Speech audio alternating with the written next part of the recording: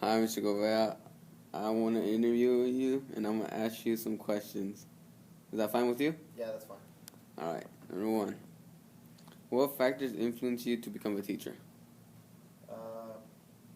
What influenced me to become a teacher was that I used to work with teens when I was a coach, and I coached competitive soccer for about 5 years.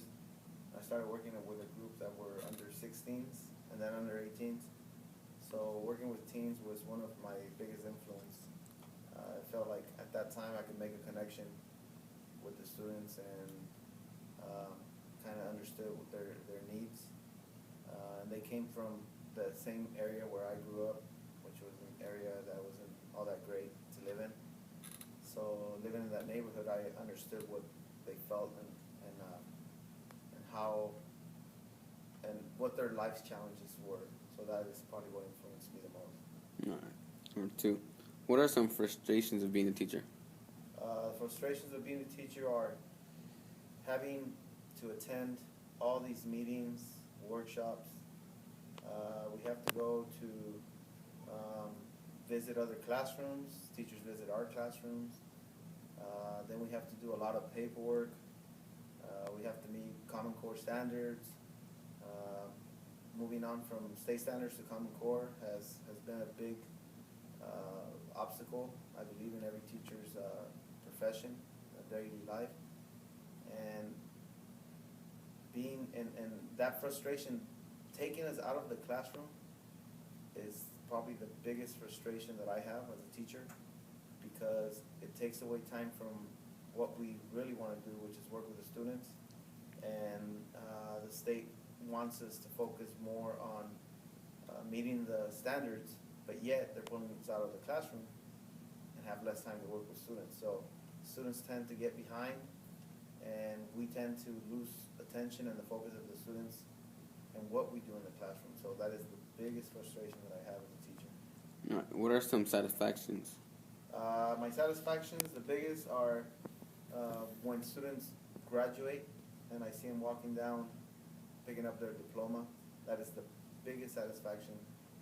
The satisfaction that I get after that are when students come back and say, "Thank you, Mr. Well, you helped me out with this interview or resume, or you were my reference, and that really helped me out."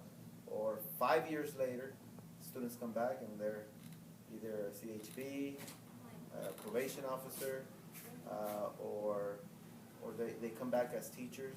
As you guys probably have seen, some students here that maybe you guys don't know, that were my former students. Ozzy Hernandez was a former student of mine. He's now a teacher, and he's subbing here. I've seen Alejandra Alvarez, that was one of my students as well, and she's now teaching at the elementary, and she's up here. So seeing a lot of these students that graduate and then 5, 6, 7 years from now are now doing something, and they're professionals, and they worked hard and moved on, and sometimes they moved out of their, they stayed in their neighborhoods, but then they're living a better life and doing something good for other people in their community. That's my biggest satisfaction. All right. What are some rewards?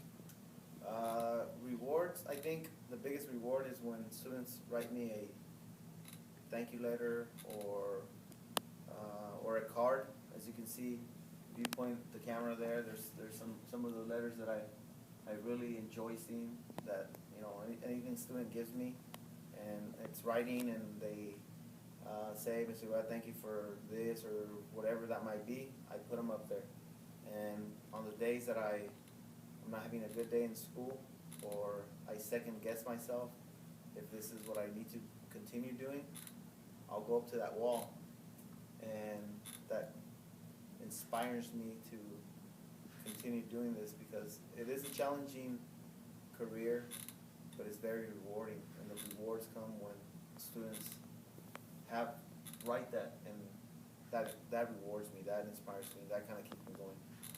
Very good. All right. Are you passionate about the subject matter you teach, and why?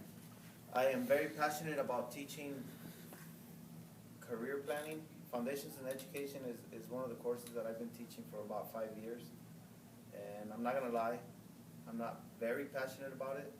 I like it. Every year I teach it, I learn more and more about it. Um, and it's a tough subject to teach. But I feel myself every year that I'm starting to like it a little bit more. But I'm really passionate about teaching career planning, just because that's one of the classes that students at the end of the year figure out if it's a career that, they figure out if what career they want to get into or not, and don't waste their time in college, spending 2 or 3 years trying to get into a major where all of a sudden they say, oh, I should have researched this when I was younger. So career planning, I'm very passionate about it, because students kind of get an idea of what they want to do after they graduate.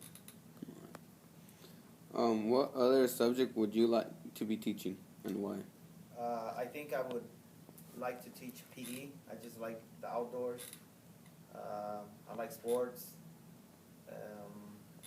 And it's one of those where right now at Granada High School, I help the principal, and 2 or 3 days out of the week I'm pretty much by myself being the PE teacher.